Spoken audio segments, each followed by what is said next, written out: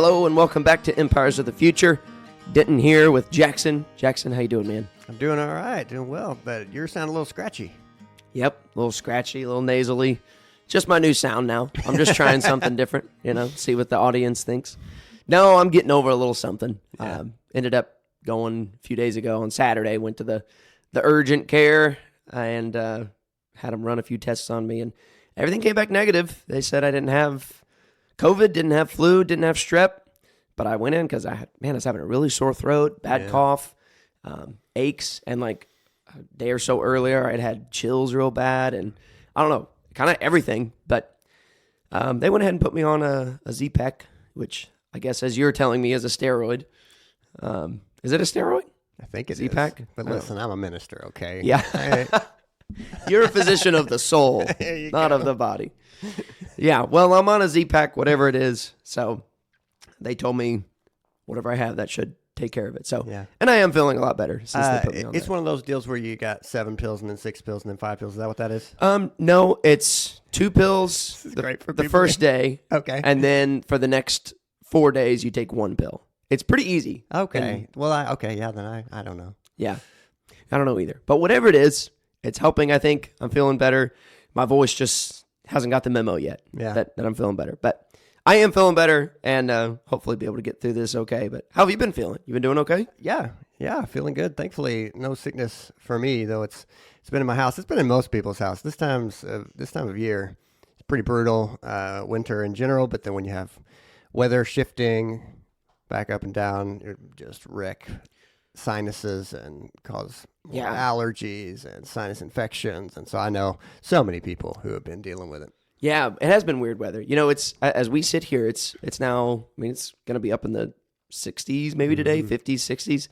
And there's still piles of snow across parking lots and streets and all kinds of stuff. We've had a weird time of it. Actually, the building we're in right now where we record this podcast was kind of inaccessible for like all of the 2 snow weeks. Got pushed sort of in front of it. yeah, kind of got piled up like a barrier. Yeah, like a wall around it, Yeah. And so I'm pleased to be able to get in here and, whether sickness or health, we're going to record this podcast. There you go. Right? I don't know. Sounds like we're getting married now. That's a little weird. No, but it's been a while since we've recorded, but glad to be back at it again with you and talking about something that actually happened in the interim period between the last podcast we recorded and now. For those of you who are not aware, about 3 weeks ago from when we're recording this, which would be January 25th, not as when we're recording this, January 25th is the date I'm talking about, when a climber by the name of Alex Honnold climbed at the very top of a building in Taiwan called Taipei 101. Mm-hmm. And it was, in and of itself, an amazing feat of athletic ability and talent and skill. And he did it without any ropes. He climbed to the top of it doing what's called free soloing, meaning he had no ropes, no gear. He didn't even have a parachute. Like, it was just a guy and a building and some chalk. He had his chalk bag. And that already is like shocking, But then what makes it even more amazing, and some of you might know, it actually was a Netflix live event.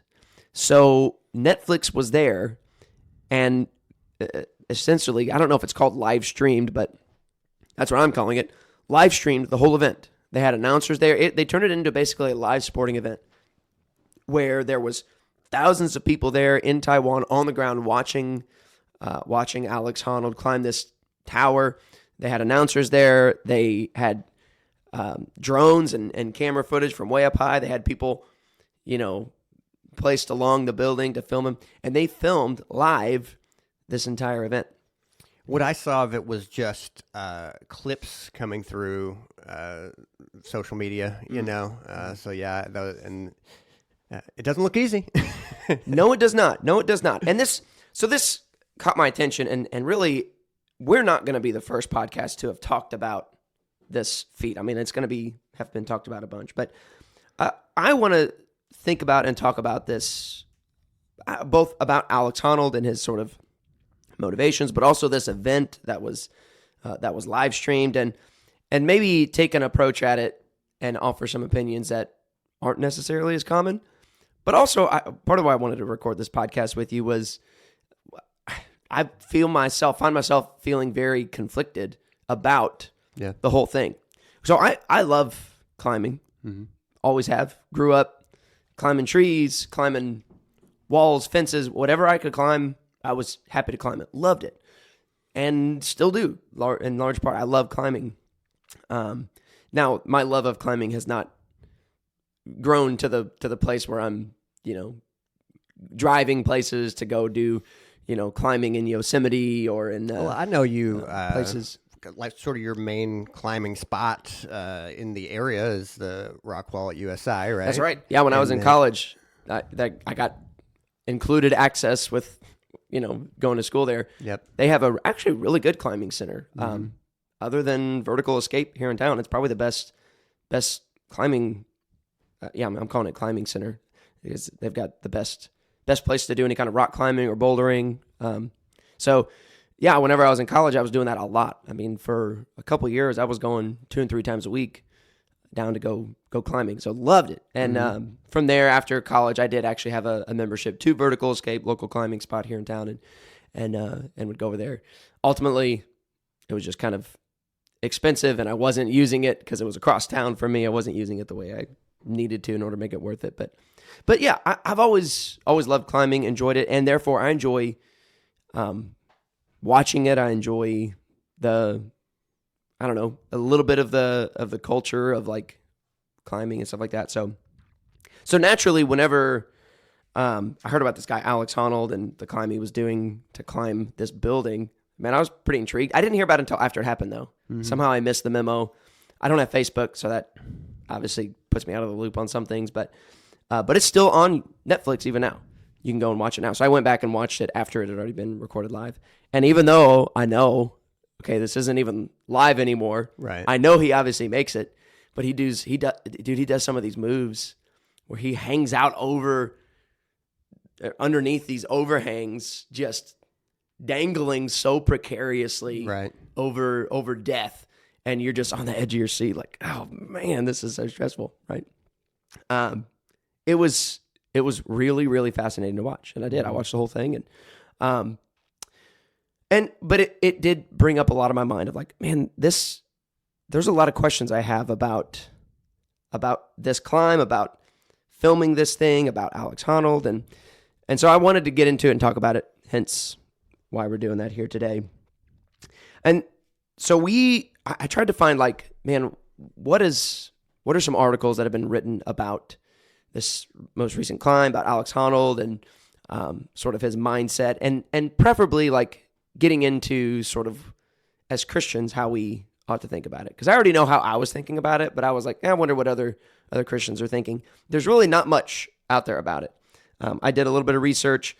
I did find a good article on the Gospel Coalition, and it was by a guy named Rusty McKie, and it was actually one that he wrote back in 2019, and it was after the first movie that Alex Honnold was in, called Free Solo. Mm-hmm. Now, this one, unlike the one that just recently happened on February 25th of this year, Free Solo was a documentary. So this documentary crew followed Alex Honnold around for a long time as he was preparing to do what no one else had ever done before, and that was free solo climb El Capitan in Yosemite National Park. And again, some of you might not have any idea what that is. Well, let me just say it this way. It's this enormous rock face in Yosemite National Park that you look at and say, no one could ever or should ever possibly try and climb this. Like, period. Now, people do climb it with ropes semi-regularly. Like, that's a common thing. But no one had ever free soloed it before, meaning go from the bottom to the top without any ropes, any safety gear. Alex Honnold was preparing and had a desire to be the first one to do it. And so the documentary sort of follows him as he prepares for it and ultimately does it. And in the movie Free Solo, he climbs El Capitan. I'm saying it's not a drama. It's a documentary. This guy actually risks his life by climbing this insane rock wall with no gear or anything like that. And so that was my first introduction to Alex Honnold. And this article was written sort of after that, after Rusty McKie went and saw that.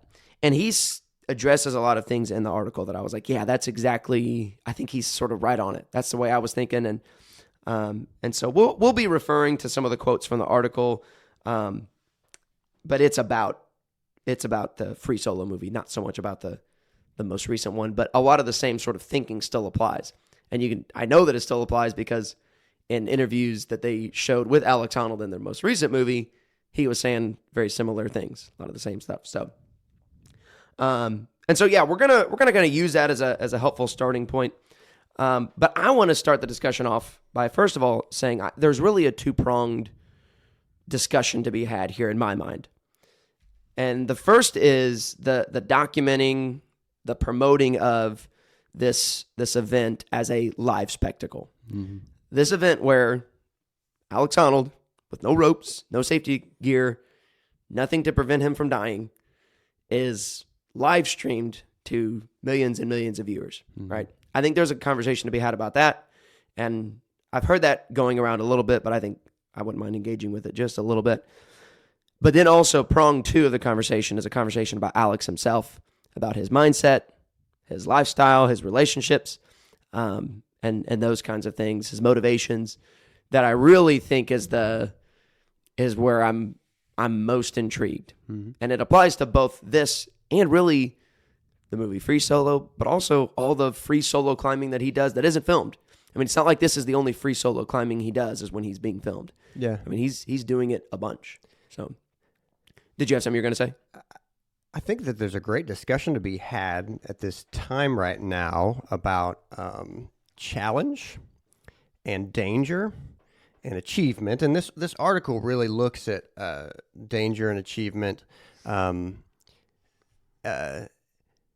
fear. But then I think it's a great time to talk about some of these kind of things too. We're in the middle of the Winter Olympics. And you see people who have dedicated their lives to a particular sport, which has all the challenges associated with it. And then it's a great challenge to compete against other people in the entire world who are simultaneously dedicating their lives to this same sport. And then to show up and go, all right, who's actually going to turn out to be the best in this moment at this particular set of games? And so, yeah, it's a great time to talk about these kinds of things because it's interesting to some degree to everyone. It's good, I think, in particular for me and you to be talking about it because I climbed trees as a kid. That sort of is my level of interest in climbing as a sport. And so I can look at this and go simultaneously, oh, yeah, I see totally why that's interesting. But is it personally that interesting to me? At this point, not so much enough that I when I saw it on social media, there's like, I saw many other things that day, and I kind of went, okay, that happened. Mm-hmm. That's enough for me, I guess. For now, I'll move along to something else. So, yeah, but all of these things are important, I think, to all of us, this issue of challenge and danger and achievement and what should we be doing about these things? Yeah. Actually, that raises a question for me in my mind. I remember a few years ago, you and me, our friend Jason, we went to Red River Gorge over in Kentucky, and Jason he's Mr. Adventure. Yeah. I mean, that's like the best way to describe him. And love it. I love his spirit. I love his excitement to go do like crazy things. Of our friends, he is going to be the one to say, hey, I've got this crazy idea. Yeah. And it to not just be in his mind like an idea to talk about and say, how fun would that be? In his mind, it's, no, let's make this happen. Yeah. Like, we can totally do this. Yeah. And there are times when you just have to be like, no, I'm not gonna do that. Yeah. But by and large, I'm usually pretty willing to go along with him. I think you're pretty willing to go along with him. You're the one that went and climbed a mountain with him, right? But you and me and Jason went to Red River Gorge, and we went to go do some trail running. And he had been there before. He wanted to show us some really cool spots.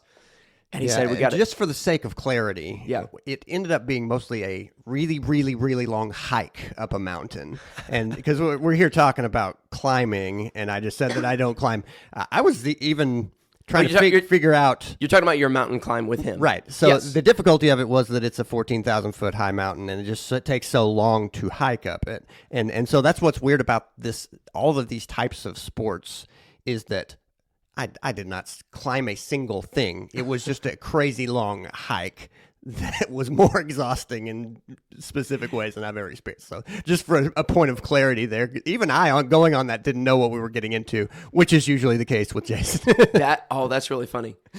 Man, that is a whole podcast, just storytelling episode in and of itself. I think you guys is mountain climbing. You know what's funny, as you said that, the mountain that you climbed, 14,000 feet. Right.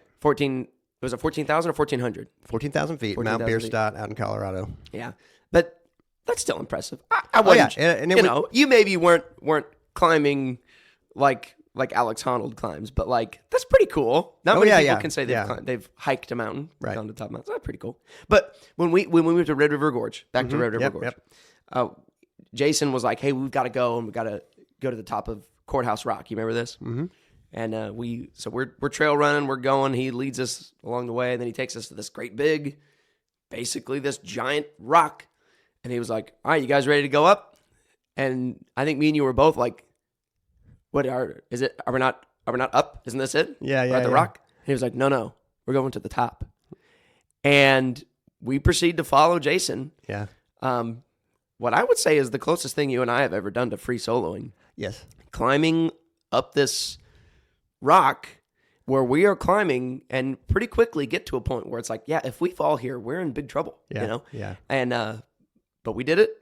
I mean, once we were halfway, what are you going to do? Not there were some moments. Thankfully, there's a crack in the rock, and so I remember I was like, "Well, I'm going to go wedge myself there. So if something happens, I'm going to go get over in that section, so that if I get tired or if I cramp or something, I can just wedge myself in there and just sit for a little while." Yep. So that's the closest. Yep. And then we made it to the top. Right. And I think probably, when you think about achievement, did you think that the view, did you think that the experience, did you sit up there and say, "Oh yeah, totally worth it"? This is an interesting question. No, not at all. I was happy to be at a very unique spot with my friends, but I had already had all that.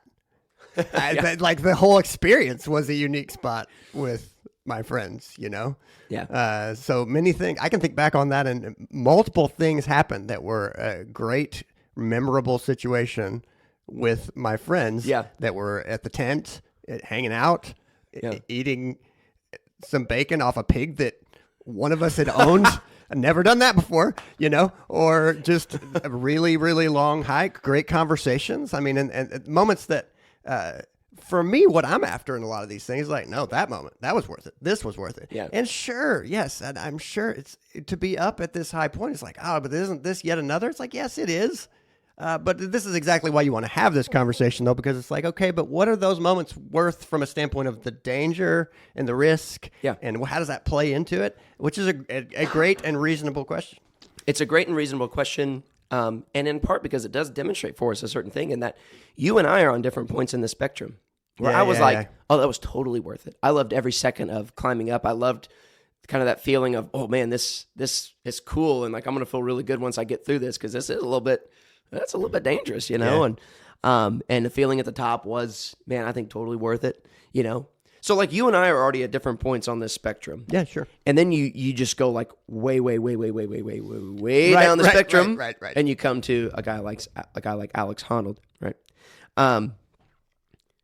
And so the first sort of prong of the conversation is like whether or not this event of this guy doing something extremely dangerous. When I say extremely dangerous, I'm like, you would be hard pressed to find something more dangerous for a person to do on live television, and this guy's doing it. One of the questions that's being thrown around and asked is, was it a good idea to live stream something like this? Should this event have been shown live given the stakes? Yeah. And I'm gonna pose that to you. What do you think? I think it is allowable, fine, from a standpoint of, before the invention of video cameras, people would gather in cities and someone would walk across a tightrope in their presence. And the lure is plain. there is the achievement element, and then there is the danger element. And I tie all this to challenge, and I just go, look, I think that what this pushes in us, a sense that we all ought to be engaging in some different challenges in our life, and seeing this person face their fears encourages us.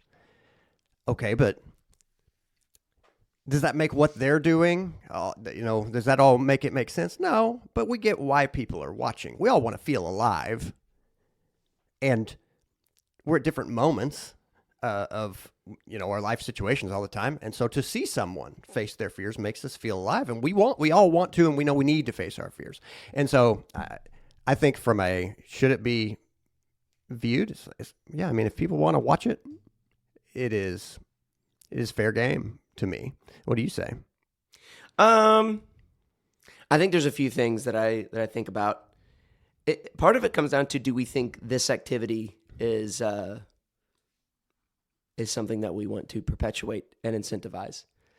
Because once it's sort of happened, like, you can expect that probably other people will do similar things and televise it.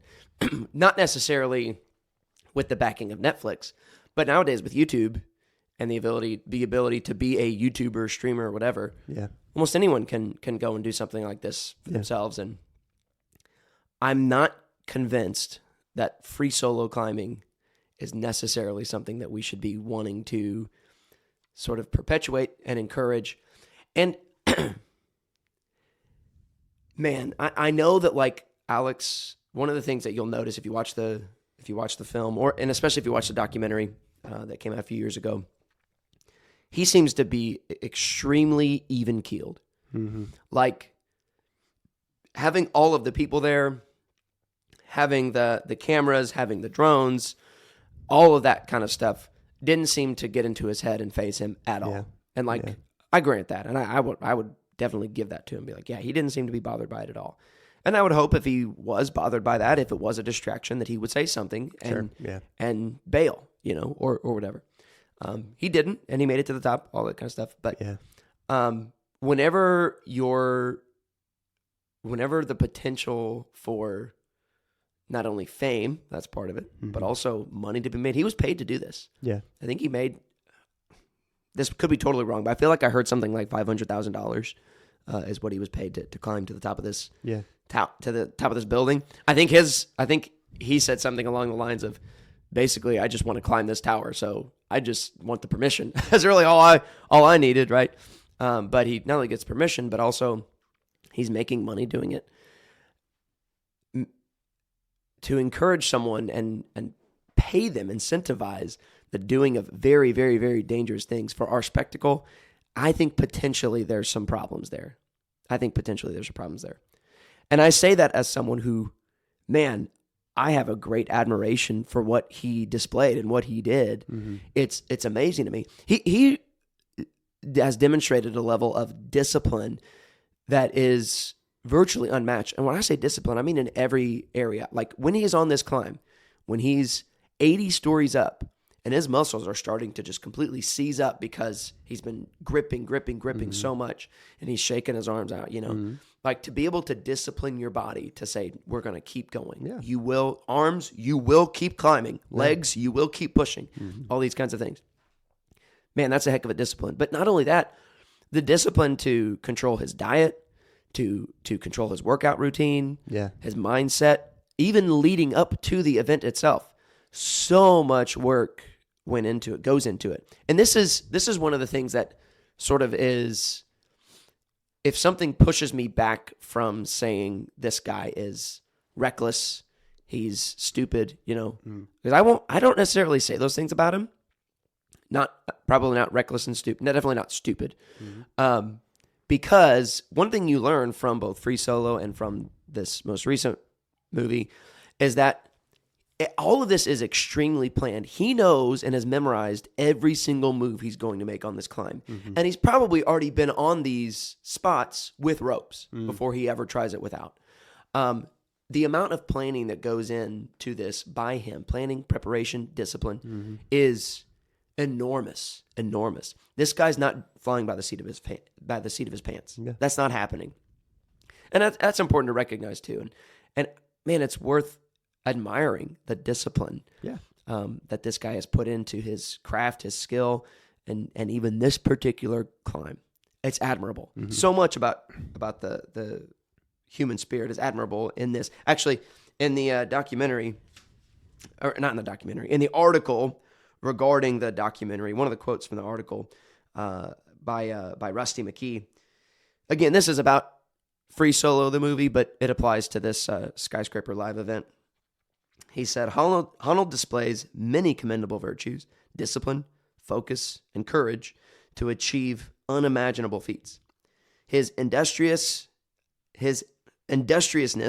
in figuring out how to scale impossible sheer rock walls is part of the beauty of his being made in the image of God. And to that, I'm like, yes. Yeah, like that I so appreciate what Alex does and think it's amazing. And I'm a little bit jealous of his level of discipline and willingness to commit to these things, right?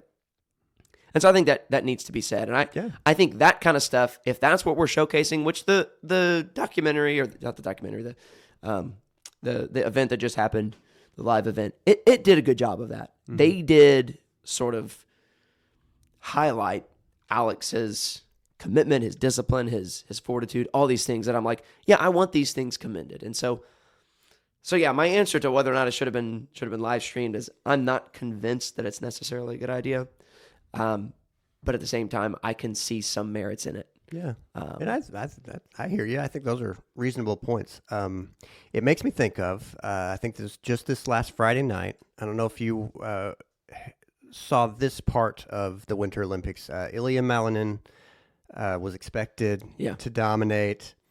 We watched it as it was presented on Friday night as he didn't have it. Yeah. And he didn't have it, and then he fell near the beginning of his routine, and then he fell again. And he was falling on very, very difficult jumps, but then he was falling on jumps at half of that difficulty. Yep. And when it ended, I felt bad for so many of these athletes that all the cameras are up in their face watching as they are so crushed. Yeah. And you start thinking about all of the hours, days, months, years that they have dedicated their lives to this. Yeah. And then to fail in this moment and to have to deal with all of these cameras right up in their face. And so you're able to hear what he says. And what he said immediately was, they should have sent me to Beijing in 2022. Yep. There's so much pressure here. And that was his statement. They should have sent me to Beijing in 2022. Yep. And the way I interpret it was, there's so much pressure that I was not prepared for here. And I think that this speaks to the issue you're just talking about. The pressure you can predict to me is, I've put a lot of importance on this moment by dedicating my life, so many days, so many hours, so much discipline to this. But then the added pressure of all the people watching you, of this being the moment, of all these other people surrounding you and knowing that your story in a lot of ways is about to be told, win or lose. And then you end up in all of this, okay, what do you tell yourself at these moments? And I really think that it comes to this moment of, okay, yeah, you're about to either accomplish what you came here to accomplish, or everybody's about to see you not do that. Yeah. Okay, you want to become that person over there, but what if you become this person over here? And we need in these moments to be able to deal with both people, because one of those things is about to happen. One of the challenging things to me, one of the things that I think is very unfortunate, is we pretty much only love the winner. And then we tell that person's story over and over again. Yeah. But there are way more quote-unquote losers than there are the winners. And look, my perspective is, it's all right. Yeah. It is unbelievably impressive either way that you worked this hard. Yeah. And unfortunately, the realities here are, this is a day that you are in a unique place, and one person will have it more than anybody else today, and they will get gold.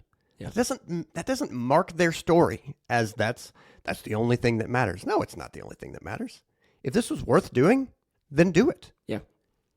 The gold medal doesn't prove that it was worth doing. Yeah. And so the challenge of it is what it makes me think about. And so I don't have an answer to the things that you brought up. I think you brought up really good statements, but I think that the challenge gets raised even further when you have the knowledge that people are watching. Yeah. And you have the knowledge that they're going to tell stories about you. And yes, I mean, the Bible talks about this as fear of man. Okay, but they'll tell stories. What does that matter? Right. What does that really matter? What does it matter what people think of you at the end of the day?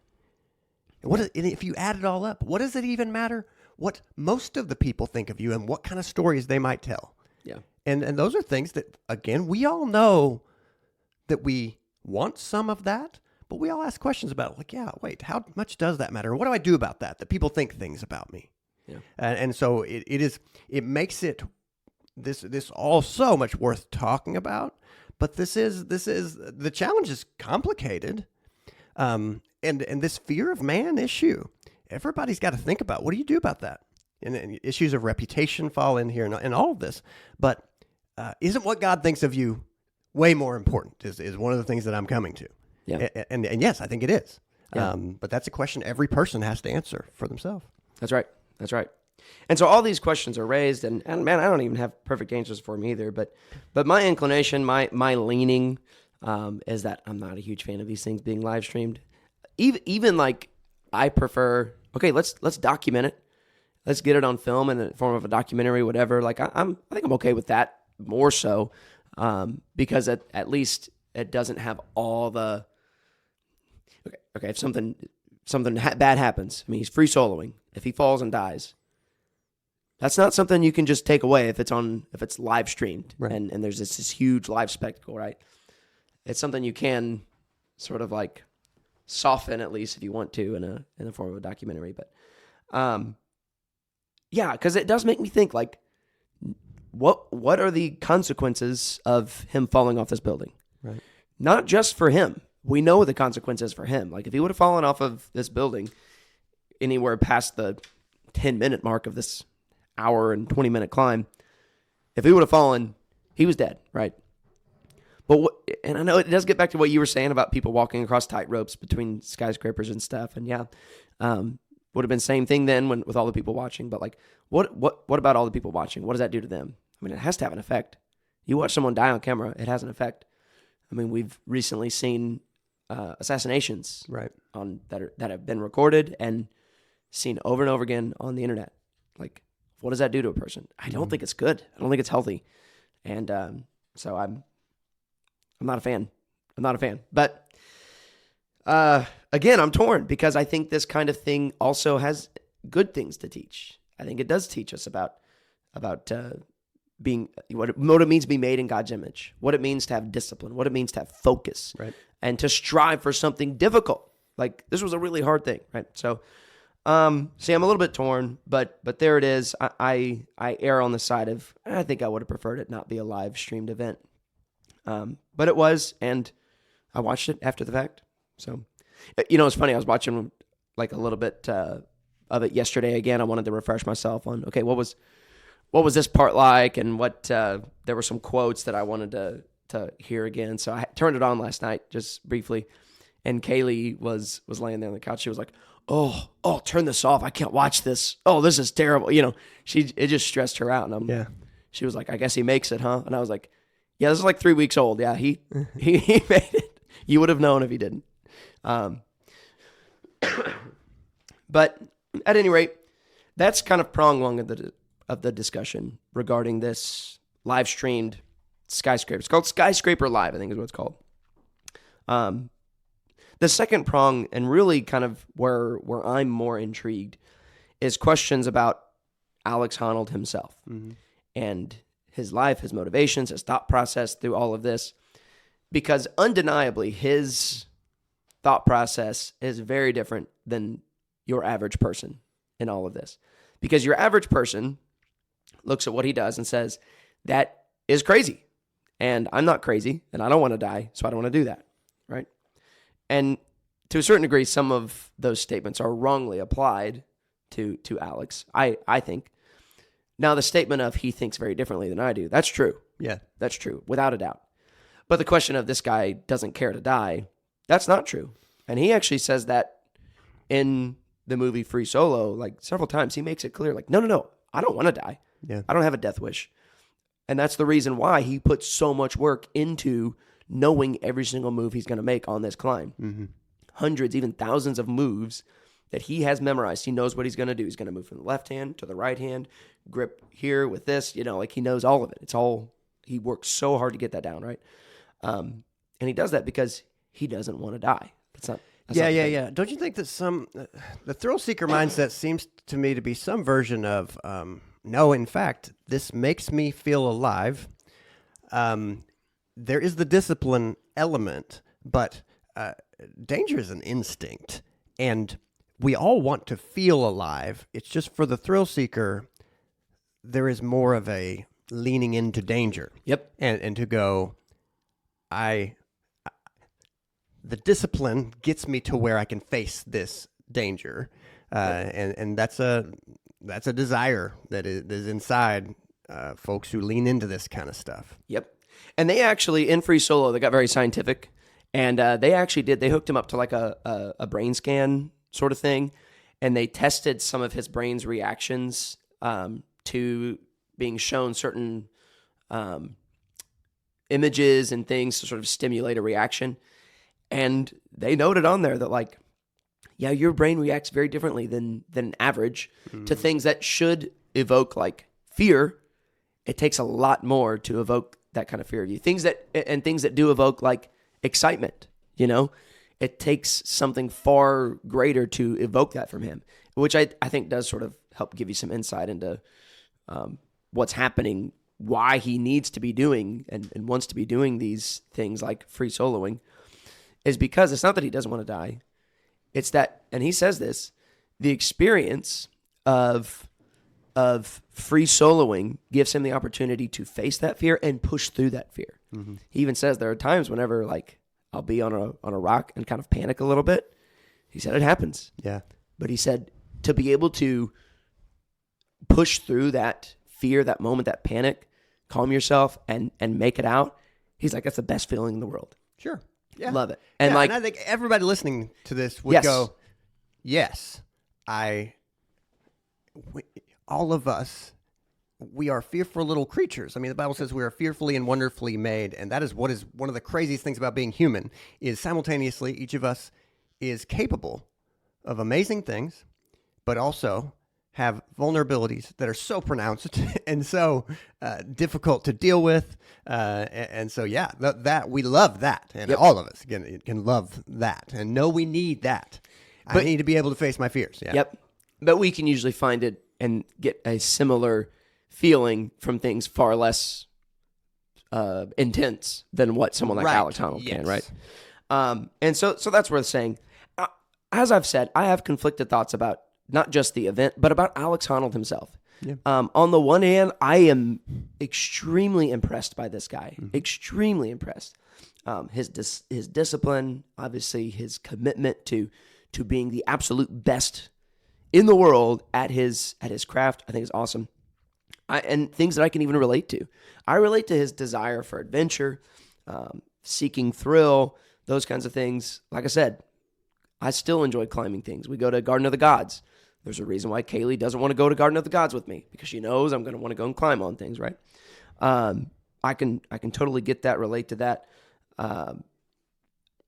While he does seem to be like, he struggles on how to be emotionally available, and it's a common theme in the article. This is discussed in the article that he just how do you say?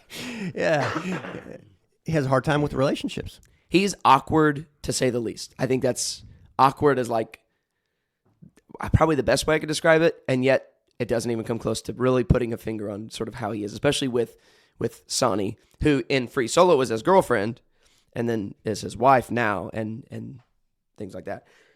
But other than like the fact that he is a little bit awkward emotionally, and emotionally unavailable, I would say, he really does seem like a genuinely likable guy. If you see him interacting, and the people who know him seem to really like him. And even I'm like, yeah, he's got a really genuine smile. You see him smiling while he's climbing this skyscraper and and talking. And it's and just for that moment, it is when you see someone doing something that they love, it's great. Yeah, it always is. Yeah. So that's very good. Yeah, but even like interviews and stuff with him, like he really does. In my opinion, I think he seems like a guy I would like to meet. He seems very, very likable. There's all kinds of good things that I could say about Alex Honnold. So that's why when I say I sort of torn, because what I also think that his movies, his free soloing, what it sort of demonstrates to is sort of the other hand, the things about him that I think are not good things, that are sometimes admired, but maybe shouldn't necessarily be. Things like what motivates him. What motivates a guy to go and literally put his life on the line, go and do things that as I don't remember if it's described in this article or another one I was reading, but it's been described that like what he's doing, he has to be perfect in. Mm-hmm. And when I say he has to be perfect, a single mistake means death. And so he's going out and doing these things that require perfection. It requires a gold level performance every time. And if you don't win gold, you die. Like that is the epitome of like what he's doing. Actually, the name of the article is Achieve or Die, Reflections on Free Solo, right? Mm-hmm. I mean, that's really what he's doing. His motivations for doing that are very much motivations from desire, motivations from not necessity, not requirement, not even this feeds my family, even though he kind of is at a point where now this has become his profession. Mm-hmm. And it kind of, he'd made money doing this insanely dangerous thing, right? $500,000 to go climb this tower. So he kind of is there a little bit, but that's not really what motivates him. That's not why he does most of his free climbing. He does it just for the desire, the pleasure, the joy that it brings him, right?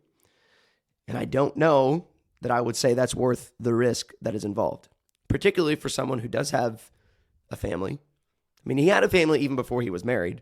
Like he had parents who I'm sure do not want to see him die, right? But now, especially as a guy who has a wife, he has 2 kids, and he's still going out and doing this very, very dangerous thing. Mm-hmm. And his motivation is what?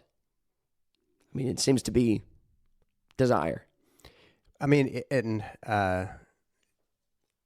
thrill would be, I think, the first descriptor. And he's conditioned himself for this to be,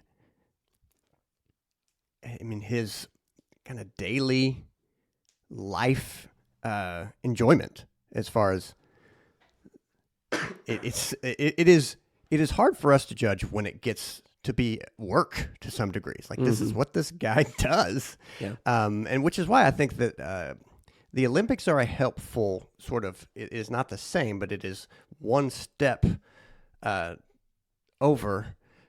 It has similar physical challenges. One of the things that you're making me think of when you talk about achieve or die, it's like, yeah, there is the details are so important here. There's no margin for error in this sport in its peak moments, because one slip of your hands is the end. Mm-hmm. And I think about so many Olympic sports, and you watch and you go, yeah, every detail is mattering here too, about the skis or the shoes or the outfit and the fit of it, and how all of that comes together. And so, yeah, it's such a, when you look at, okay, so what does this person do with their desires that are pushing them this direction? What all of us have to do is try to look beyond our desires and ask, are there more important things to my desires?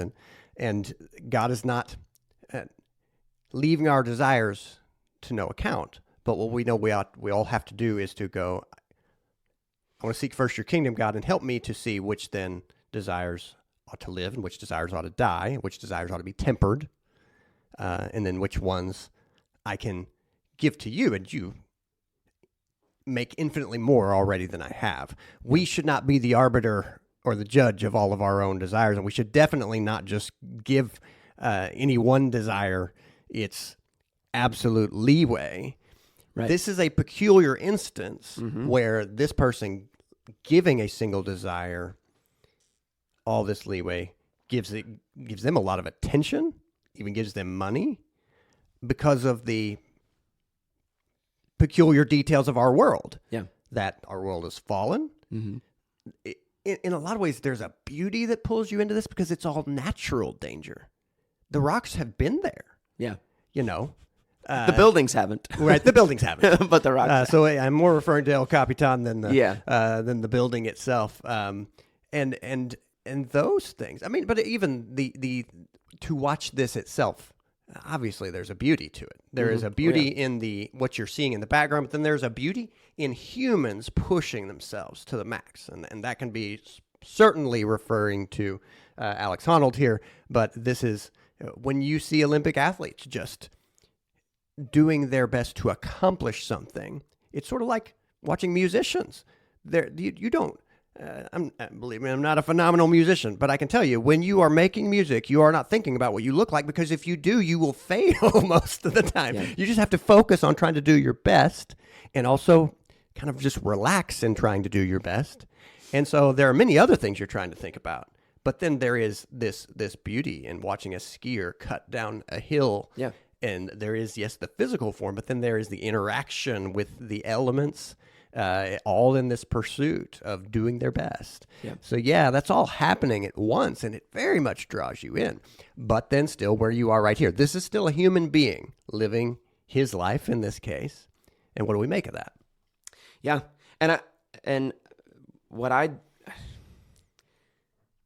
This is a guy, and I genuinely, I don't know of any other way to sum it up other than I think the best way to describe what his motivation is more than anything desire.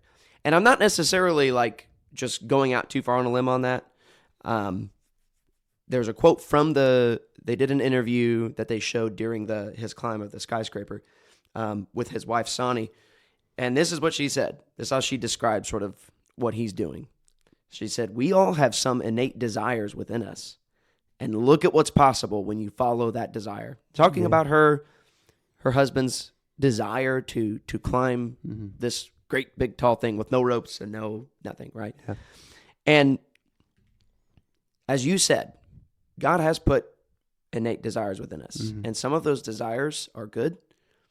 There are some innate desires, quote unquote, innate desires. I'm going to use quotes there. Yeah. I would like to qualify the term innate desire. It sounds like she's referring to sort of innate indicates sort of base animal desires. And so that would be, appetites, things like hunger, thirst, sexual appetite, desire to be warm, things like that. Yeah. And you would not categorize his desire that way? So that to me, there are both. There is this basic desire for there is a physical desire for danger, for to fight and overcome fears. I mean, aggression is an physical as well as more. And so to me, there's so much going on here. But what she seems to be referring to is a lot of the lower elements, and we've been talking about both higher kind of affections, what we think of as affections, deeper desires, and I think we like to watch this both for things relating to our lower elements, animal kind of desires that we share with the natural world, and also higher spiritual desires, things like fear of man, which is something we've already talked about. Yeah. I think the question then becomes, what kind of part of the question that I have is, what kind of desires ought we to prioritize in the way that she says, and really the way that Alex Honnold does prioritize this particular desire? Yeah. Because I would say, I think there are a lot of desires that we should not prioritize that way. And even the ones that, it's easy to think innate desires and prioritizing those and think of things that are negative, like sexual desire. Like, we don't just give in to sexual desire. We ought not. Whenever it occurs to us. Whenever it occurs to us, or in whatever way it occurs to us, right? No, the Bible has shown us that, yes, sexual desire is from the Lord. It is a part of how he created us, but he also created us with a proper outlet and proper controls for it, right? And so there are certain desires that we ought not to just prioritize and give rein to and be willing to make almost any sacrifice for. Now, what do we do with a desire like what he has? Yeah. A desire to experience thrill, to experience fear and overcome that fear, to push, to do these really hard things. How much leeway do we give that desire? Or another way to say it is, how much ought we be willing to sacrifice for that desire? Yeah. He has come to a point where he is saying, I'm willing to sacrifice everything for this desire, even my own life, if I should make one tiny mistake. Yeah, and where we begin to really have a problem is I will sacrifice providing for my wife and my family. I will sacrifice being a father to my children. Obviously, at this point, we're going to go, that's not worth it. Now, there's a challenge. People go, well, he said that he doesn't want to die. He's not doing this because he wants to die. That's a misread. Yes, but that is a possibility. That is a distinct possibility. Yeah. That is something that he is choosing, even at this point here, to place himself in that situation when there's just more going on than single Alex Honnold choosing to give his life. We would say, look, you should live for higher things beyond just the spectacle of people being impressed that you can do this, even if that's one of your greatest abilities. Yeah. So even as a single man, we would say something higher ought to be on his mind. But especially the reason that those who love you make sure in any kind of danger to give you pause. As a rule, this happens to all of us, no matter what kind of danger. It's because we are small creatures every day having to accomplish many different kinds of things. Mm-hmm. And we don't think clearly all the time. And we can stand to be reminded about, yes, you are trying to accomplish something positive, even in working on your vehicle.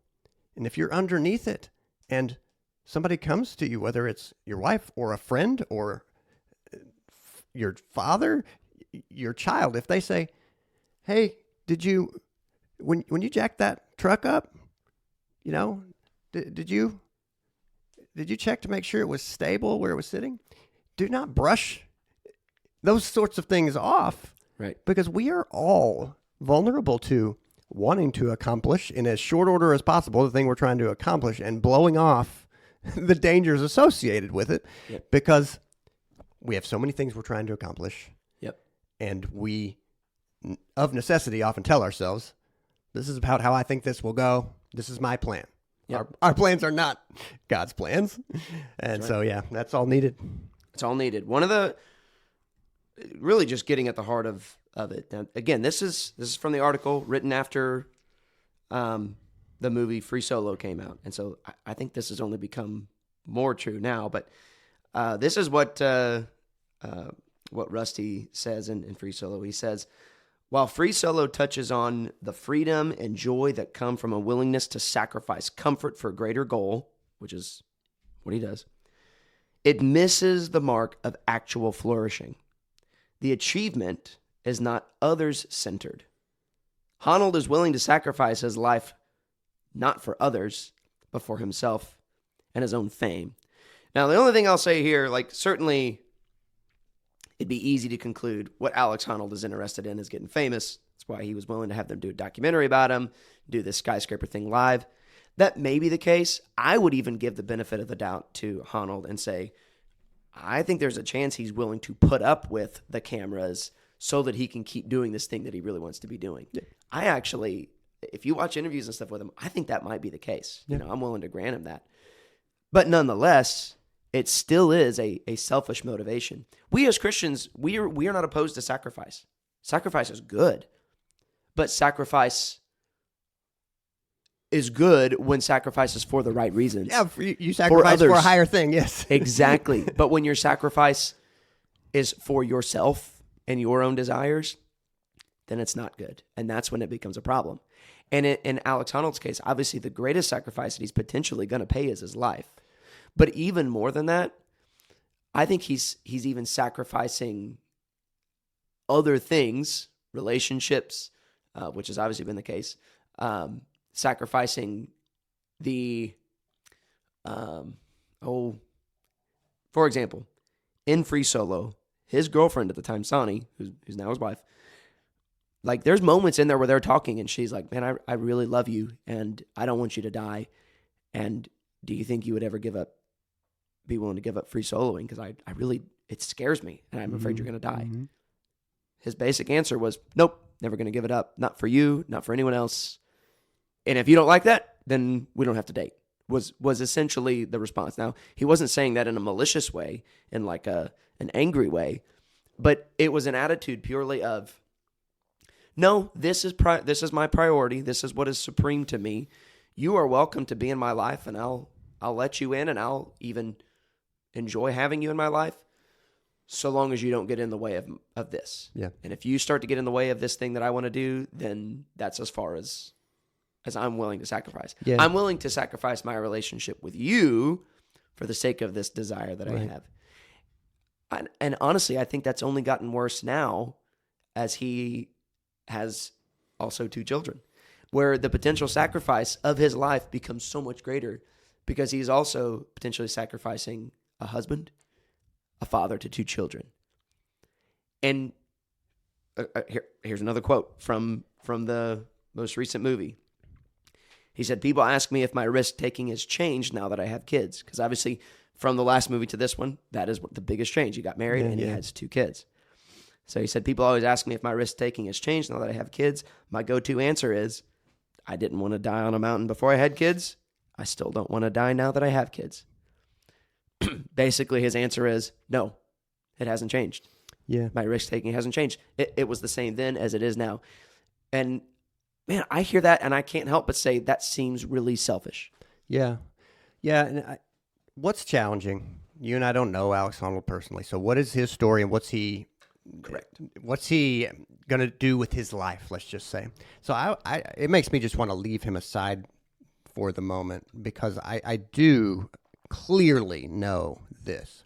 One of the most seductive temptations that there is to have self-discipline for the purpose of your own gain, your own achievement, more money for you, a better job, so that you can be more impressive, so that you can be more in control, whatever you want to say. The whole constellation of pride, the whole constellation of I can be the captain of my life, and I can be running the show wherever I go.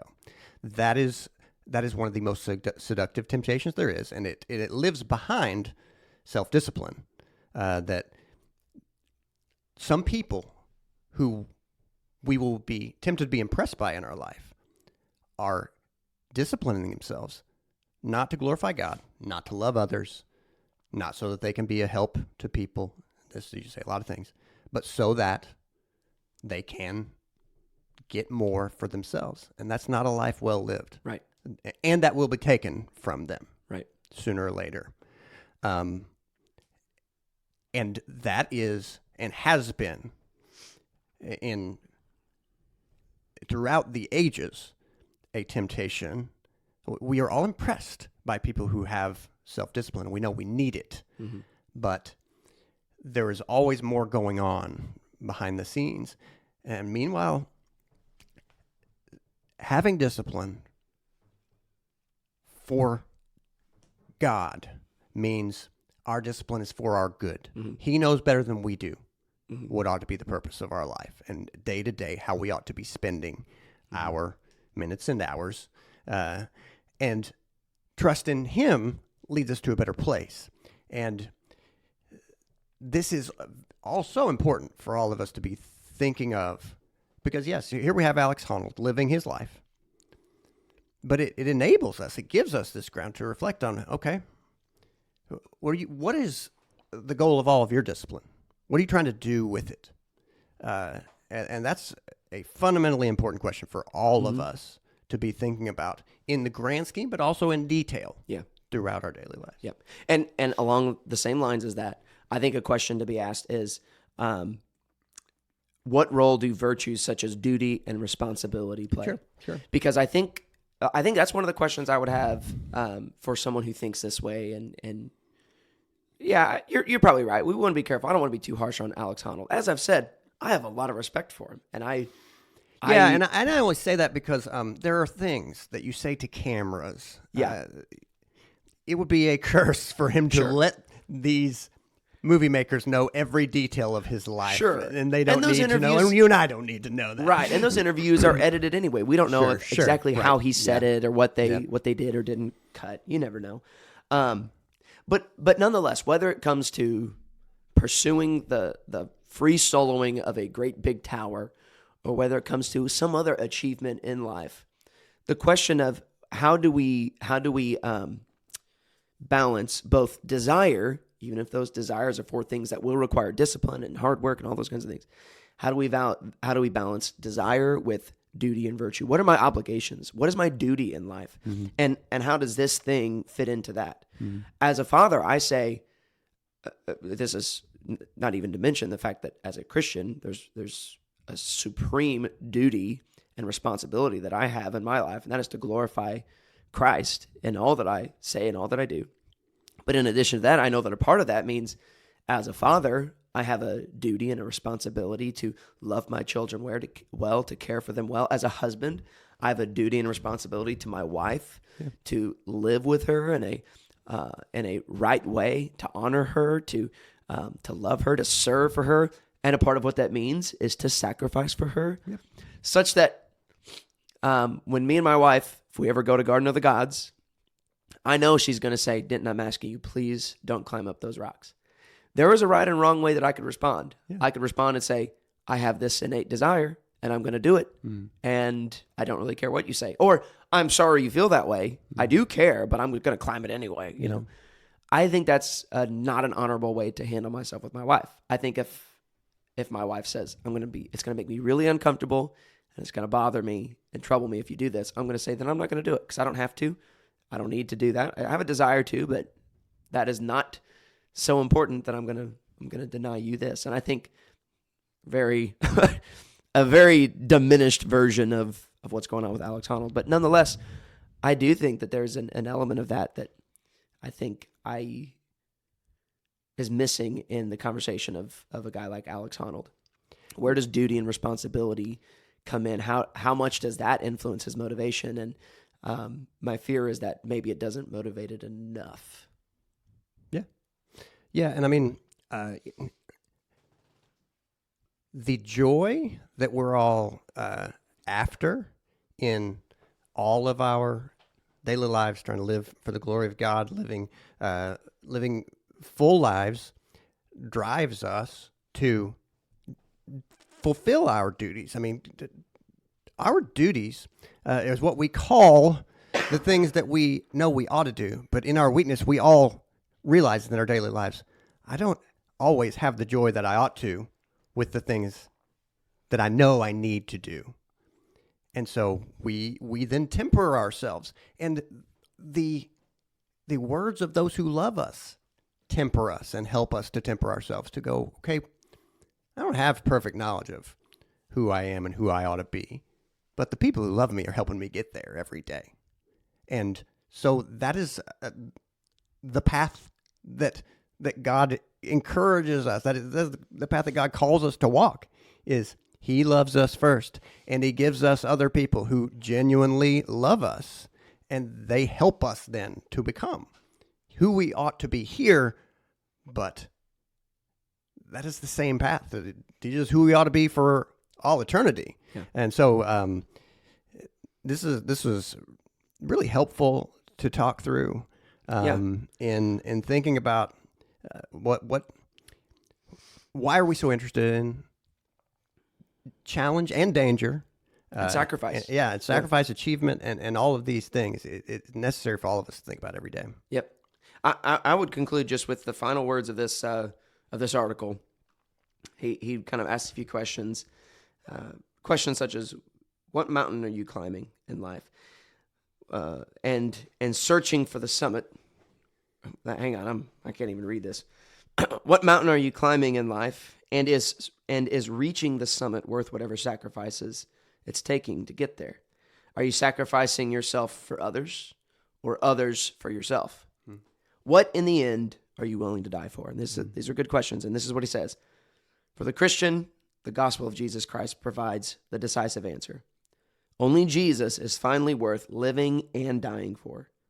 As we pick up our crosses daily and die to ourselves, we will ironically find that in that sacrifice alone, we truly live. Mm-hmm. And I think this is the right and final landing spot for the Christian. We don't look, and I hope that the end of this podcast is not that people are going, well, boy, didn't really think little of that great achievement that was done. No, I actually think it was amazing. It was an amazing achievement. And I'm not opposed to great achievements like that. My sadness is for someone whose life is committed to achieving great things, to sacrificing greatly, but for sacrificing for something that will ultimately is not worth sacrificing for, whether that be themselves, their desires, or for the world, whatever that might be. Good questions to ask. What are you sacrificing for? Are you sacrificing yourself for others or others for yourself? And what in the end are you willing to die for? These are good questions to ask, and the answers, I think, tell us a lot about where our heart is. So, well, I don't have anything else to add. Do you have any other thoughts, Jackson? I don't. Okay, we'll leave it there then. This has been Empires of the Future. And we'll see you in the future.